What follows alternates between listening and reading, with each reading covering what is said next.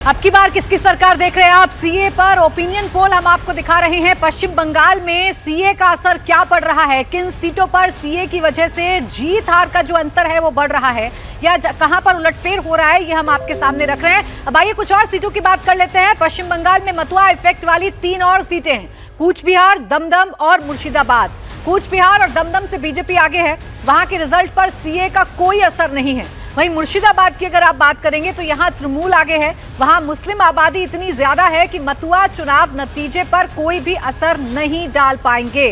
तो फिलहाल इन तीनों सीटों में कोई भी बदलाव होता हुआ नजर नहीं आ रहा है। कूच बिहार, दमदम और मुर्शिदाबाद की हम बात कर रहे हैं।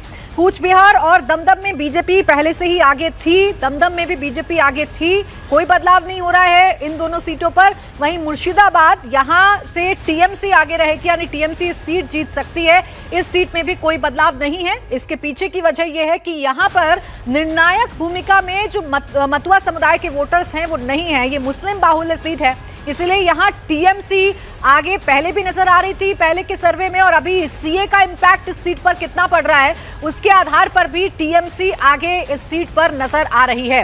और 3 सीटें आइए आपके सामने रख देते हैं, आगे की 3 और सीटें आपको बताते हैं। बारासात, बैरकपुर और बशीरहाट। बारासात और बैरकपुर में ओपिनियन पोल का रिजल्ट बदल रहा है, और बदल कैसे रहा है? बीजेपी अब यहां पर आगे हो रही है। बारासात की सीट बीजेपी जीत सकती है, सीए का क्लियर इंपैक्ट इस सीट पर नजर आ रहा है। जबकि बैरकपुर की अगर आप बात करेंगे तो बीजेपी यहां से आगे है, इस सीट पर भी सीए का इंपैक्ट क्लियरली नजर आ रहा है। बशीरहाट की अगर आप बात करेंगे, संदेश खाली वाली ये सीट है, यहाँ टीएमसी पहले भी आगे थी और अभी भी सीए इसके परिणाम में कोई भी बदलाव लाता हुआ नजर नहीं आ रहा है, यानी तृणमूल यहाँ पर आगे है, टीएमसी ही आगे नजर आ रही है। तो बारासात टीएमसी का मजबूत किला है। 2009 से लगातार डॉक्टर काकली घोष दस्तीदार यहां से सांसद हैं, लेकिन सीए यहां का इक्वेशन चेंज करता दिख रहा है। सीए लागू होने से बीजेपी को बड़ा फायदा होता दिख रहा है और ये सीट बीजेपी जीत सकती है। ये असर क्लियरली बारासात में नजर आ रहा है, बीजेपी यहां पर आगे हो गई है। बैरकपुर सीट की आइए आपको बात बताते हैं कैसे यहां पर चेंजेस हो रहे हैं। बैरकपुर सीट अर्जुन सिंह के कारण चर्चा में है। अर्जुन सिंह पिछले दिनों 3 बार पलटी मार चुके हैं। वो पहले तृणमूल में थे, तृणमूल से बीजेपी में गए थे, कुछ ही दिन पहले वो बीजेपी से तृणमूल में आए। अब तृणमूल ने अर्जुन सिंह को बैरकपुर का टिकट नहीं दिया तो वापस बीजेपी में चले गए। बैरकपुर में भी मतुआ वोटर्स बड़ी तादाद में हैं। सीए लागू होने के बाद यहां बीजेपी को फायदा हो रहा है, यानी कि बीजेपी इन दोनों सीटों पर अच्छा करती हुई नजर आ रही है। अब इसे भावेश एक बार आप समझा दीजिए, सीए का इंपैक्ट कैसे नजर आया लोगों के बीच में, क्या चर्चा है जो ये दोनों ही सीटें, बारासात जो कि टीएमसी का गढ़ है, अगर ये भी चेंज हो रहा है तो कैसे? देखिए, मेनली हम ये 9 सीटों की बात करते हैं जिसका अपनी सीट बाई सीट डिस्कशन के, इसमें जो मुर्शिदाबाद और संदेश खाली वाली सीट है, उन दोनों सीटों पे बसीरहाट है, उन दोनों सीटों पे सीए का असर है, ऐसा है। लेकिन वो मुस्लिम बाहुल्य सीट है, इसके लिए उसमें वो वोट उनको काउंटर नहीं कर सकती। जैसे उसके बसीरहाट की बात करें, वहाँ पे लगभग 53% मुस्लिम वोट है, तो बीजेपी वहाँ पे नहीं जीत सकती। देखिए, बंगाल के मुस्लिम, यूपी के मुस्लिम, दोनों का वोटिंग पैटर्न बहुत अलग है।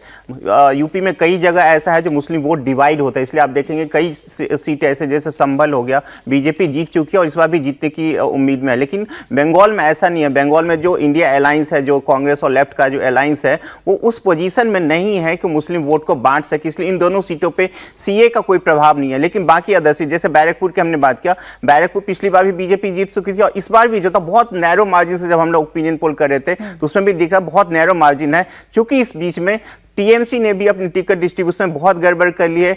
बीजेपी ने हालांकि उस पर अपनी सीट कैंडिडेट अनाउंस नहीं किया, लेकिन इसके आने के बाद लगभग 1 लाख के आसपास वहां पे मतुआ वोटर्स है। तो वो पिछली बार क्या हुआ था, असेंबली के टाइम में भी हुआ था, मतुआ वोट टीएमसी के फेवर में चला गया, इसलिए आप देखेंगे उस असेंबली सेगमेंट को देखेंगे तो टीएमसी वहां पे ज्यादा आगे थी। लेकिन इसके बाद जब जैसे सीए आया तो उसमें बीजेपी को ज्यादा फायदा होता रहा। उसी तरह बारासात एक बहुत ही मजबूत किला है टीएमसी का, लेकिन वहां पे लगभग 2 लाख के आसपास मतुआ वोट है, जिसके वजह से देखेंगे बीजेपी के पक्ष में वो पोलराइजेशन हो रहा है जो बीजेपी को बहुत ज्यादा फायदा करता हुआ दिख रहा है। बाकी सीटों पर जैसे दमदम था, हमने पहले भी कहा था, दमदम और कृष्णानगर पहले भी बीजेपी, हमने ओपिनियन पोल में बात किया था, बीजेपी वहां पे जीत रही है। बहुत नैरो मार्जिन जरूर है वहां पे, लेकिन बीजेपी जीत रही है वहां पे, उसमें सीए का भी असर है। बाकी वहां पे जो कैंडिडेट, अभी जो एग्जिस्टिंग कैंडिडेट है जो वहां पे जीते, जिसका टीएमसी को भी खामियाजा भुगतना पड़ा, लेकिन ये एक बहुत बड़ा फैक्ट है जिसकी वजह से बीजेपी जीत रही है। बाकी यदि अदर रीजन में जाए, देखिए सीए का सिर्फ ये 9 सीटों पे ही नहीं है, बाकी आप पूरे बंगाल में आप देखेंगे 24 परगना और साउथ 24 परगना, और खासकर आप देखेंगे जो नादिया डिस्ट्रिक्ट है, इन सब में बहुत ज्यादा प्रभाव है। आगे और सीट दिखाएंगे हम भावेश, और उन सीटों पर भी चर्चा करेंगे कि वहां पर किस तरीके का इंपैक्ट पड़ रहा है। लेकिन एहतेशामुल हक साहब, अब ये जो ओपिनियन पोल है ये तो ये बता रहा है कि इंपैक्ट तो पड़ रहा है, और मतुआ वोटर्स जिनकी सबसे ज्यादा चर्चा आप करने की कोशिश करते हैं वो आपको नुकसान पहुंचा रहे हैं, कम से कम 12-7 आपके हाथ से निकल रहा है। बिल्कुल नहीं प्राची जी, मेरे हाथ से कोई भी सीट नहीं निकल रहा। ये सब जो है ये सीए, देखिए अभी मैं सजाद पूनावाला जी को कहना चाहता हूँ, उन्होंने जो कहा कि आज देखिए इससे कितनी बड़ी दुख की बात है कि भारत के 80 करोड़ लोगों को हमारे प्रधानमंत्री जी 5 केजी राशन मुफ्त दे रहे हैं। तो मेरा जो पहले सवाल था कि कहीं न कहीं भारत की जो अर्थव्यवस्था लचमचा गई है, चरमरा गई है, उसके वजह कर सीए को जो भारतीय जनता पार्टी की चुनावी समझ लिए जमीन खिसक जा रही है। उन्होंने स्लोगन दिया 400, अब की बार 400 के पार। हम समझते हैं मोदी जी कम बोले, 543 पूरे उनको बोल देना चाहिए, ताकि विपक्ष वो मुख चाहते हैं। मैं थोड़ा सा समझ नहीं पा रही हूँ, थोड़ा एक पॉइंट आप क्लियर नहीं कर पा रहे हैं। एक तो ये गैर संवैधानिक कैसे हो जाता है, आपके नेता कहते हैं, ये थोड़ा सा एक पॉइंट बता दीजिएगा, ये गैर संवैधानिक कैसे है। और दूसरा, ममता बनर्जी ने साफ लफ्जों में कहा कि मैं अपने राज्य में किसी भी कीमत पर सीए लागू होने नहीं दूंगा, चाहे इसके लिए इसी पर तो सवाल पूछा जा रहा है ना आपसे कि आप क्या संविधान से बड़े हो जाएंगे, देश के कानून से बड़े हो जाएंगे, आप देश की संसद से बड़े हो जाएंगे। देश की संसद में अगर कोई कानून बना है एहतेशामुल हक साहब, उसे आप लागू नहीं करेंगे और आप तो सीधे सीधे चुनौती दे रहे हैं। और मुझे रिफ्लेक्शन नजर आ रहा है ना सीटों में, यही वजह है कि शायद आप चुनौती दे रहे हैं, आपकी मजबूरी है कि आप इस पर सीए पर इस तरीके की बात करेंगे और उसका फायदा आपको मिले, शायद अपने वोटर्स को एक साथ लाना जा रहे हैं। मैं रोक रही हूं आपको बीच में, इसका जवाब शहजाद देंगे, लेकिन बाकी और सीटों की भी मैं बात कर लेती हूं। रुक जाइए एक सेकंड सर, बाकी और सीटें जरा खोल देती हूं, उसके बाद विस्तार से चर्चा कर लेंगे। बांग्लादेश सीमा से लगती सीटों के अलावा भी कुछ सीटें हैं जहां मतुआ इफेक्ट नजर आता है। ऐसी सीटों में हावड़ा, बर्धमान पूर्व, बर्धमान, दुर्गापुर और बोलपुर शामिल है। कोलकाता से सटे हावड़ा में टीएमसी आगे जरूर है, लेकिन सीए लागू होने से बीजेपी मुकाबले में आ गई है, यहां रुझान बदल भी सकता है।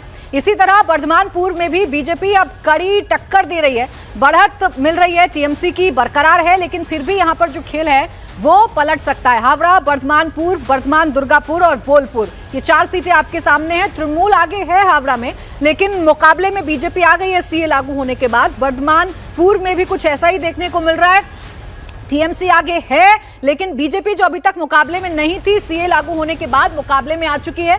बर्धमान, दुर्गापुर की बात करेंगे तो यहाँ बीजेपी आगे है, सीए का फायदा है। और बोलपुर बीजेपी आगे है, इससे यहाँ पर भी बीजेपी को सीए का फायदा मिलता हुआ नजर आ रहा है। आइए एक एक सीट पर क्या बदलाव हुआ आपको जल्दी से समझा देते हैं। हावड़ा की बात सबसे पहले कर लेते हैं। यहाँ तृणमूल आगे है, लेकिन सीए इफेक्ट से बीजेपी मुकाबले में आ गई है। यानी जब चुनाव होंगे, जब प्रचार प्रसार शुरू होगा, दौरे होंगे तमाम स्टार प्रचारकों के, तो हो सकता है कि हावड़ा का ये जो नतीजा है या जो अभी ओपिनियन पोल बता रहा है ये बदल भी सकता है।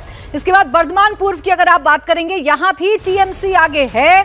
सीए का इफेक्ट यहाँ पर ऐसे पड़ रहा है कि बीजेपी मुकाबले में आ गई है।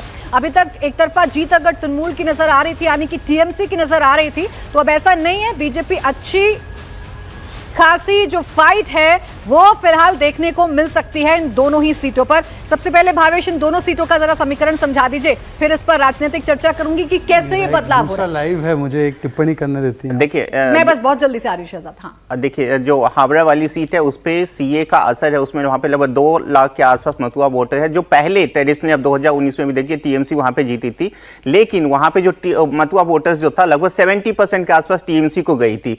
असेंबली में भी वो लगभग वही पैटर्न रहा था, लेकिन सीए आने के बाद बाद उसमें एक अच्छा खासा रुझान देखा रहा है। बीजेपी वहां पे उसको लगभग 80-20 के आसपास, 80% के आसपास उसको लेके आ रही है। दूसरी उधर जो बर्धमान पूर्व की थी, उस पूरे डिस्ट्रिक्ट में आप देखेंगे 2 ऐसे असेंबली है जिसमें इनकी अच्छी 60 हजार के आसपास मतलब वोटर्स की तादाद, वो लगभग इन ब्लॉक बीजेपी को जाए, जिसके वजह से बीजेपी वहां पे मुकाबले में आ रही है। तीसरी एक सीट जो बर्धमान दुर्गापुर की हमने बात कर लिया, बर्धमान दुर्गापुर बीजेपी पिछली बार भी जीती, बहुत नैरो मार्जिन से जीती। ऐसे अहलुवालिया वहां के सांसद हैं, क्योंकि वहां पे शायद वो चुनाव नहीं लड़ रहे, लेकिन बीजेपी टीएमसी ने भी वहां कैंडिडेट बहुत अच्छा कैंडिडेट नहीं दिया। मैं भावेश आपको बीच में रोक रही हूं क्योंकि अभी मुझे राजनीतिक प्रतिक्रिया लेना इस पर जरूरी है। शहजाद, आप बेशक मना करते रहिए, आपकी पूरी पार्टी मना करते रहिए, लेकिन विपक्ष जो कह रहा है ओपिनियन पोल में रिफ्लेक्ट भी तो हो रहा है ना। जिन सीटों पर आप नहीं थे फाइट में, उन सीटों में भी फाइट पर आते हुए नजर आ रहे हैं सीए के बाद। प्राची जी, 2014 में हमारी 2 सीटें थी, 2019 आते आते किसी भी राजनीतिक विश्लेषक ने बताया था 18 सीट आएगी। और आज प्रशांत किशोर जो इनके स्ट्रेटेजिस्ट है, उन्होंने भी बोला है कि भारतीय जनता पार्टी सबसे बड़ी पार्टी इमर्ज होगी। क्यों? क्योंकि हम अपना वोट शेयर 50% प्लस ले जाना चाहते हैं। दूसरी बात, संदेश खाली पर जिस प्रकार की चुप्पी इन्होंने मेंटेन की है, जिस प्रकार की राजनीति इन्होंने शाहजहां को बचाने में की है, और शुद्ध तुष्टिकरण की राजनीति जो किया है, बसीरहाट में पता है इनका कैंडिडेट कौन है? वही दंगे का मास्टरमाइंड, देन दंगे का मास्टरमाइंड जो हाजी नूरुल इस्लाम, क्योंकि वो शाहजहां को टिकट नहीं दे सके। और इसके चलते जिस प्रकार का भ्रष्टाचार उन्होंने किया है, तो इसके चलते अगर जन समर्थन हमारी तरफ आ रहा है तो कोई एक विषय पर चुनाव नहीं होता, अनेकों विषय होते हैं, उसमें से एक विषय सीए हो सकता है, परंतु बाकी जिस प्रकार की सरकार ममता बनर्जी ने चलाई, और बाकी सब छोड़ दीजिए, आज का बयान बाबोन बनर्जी का, जो ममता दीदी के भाई है, उन्होंने कहा है कि मैं इस पार्टी के साथ इत्तेफाक नहीं रखता जिस प्रकार की टिकट दी। और बाकी तो छोड़ दीजिए, बाहिरगाह तो करने वाली पार्टी ने आज शत्रुघ्न सिन्हा, कीर्ति आजाद और किस प्रकार के यूसुफ पठान को भी टिकट दे दिया। खत्म करना मेरे पास समय नहीं था। प्राची जी, मैं ब्रेक से पहले आपने कहा था कि सारा कुनवा एनडीए का इंटैक्ट है, उस पर कहूंगा कि कल ही जेजेपी छोड़ के गई है, कुछ इंटैक्ट नहीं है, अंदर खाने बहुत बुरा हाल है। सीधे दूसरे पॉइंट पे आता हूं जो आपने बात कही। देखिए, मुझे नहीं पता आपने सर्वे करे हैं, वो आपने करे होंगे, हो सकता है अच्छे हों, लेकिन मेरे हिसाब से वो सही नहीं है, क्योंकि जो ऑलरेडी वोटर है वो तो ऑलरेडी वोटर है, और जो अब ये बात हो रही है आगे करने की सीए आने के बाद में, तो कल तो वोटर बन नहीं जाएंगे इस चुनाव से पहले, तो इसका क्या असर होगा मैं जानता नहीं। दूसरी बात यह है कि 11 लाख लोग जो देश के धनाढ्य लोग, बिजनेसमैन लोग, जो इस भारत सरकार की जो अजीब नीतियां बना रहे हैं, आग लगाने की नीतियां हैं, छोड़ के चले गए, वो तो बाहर भाग गए।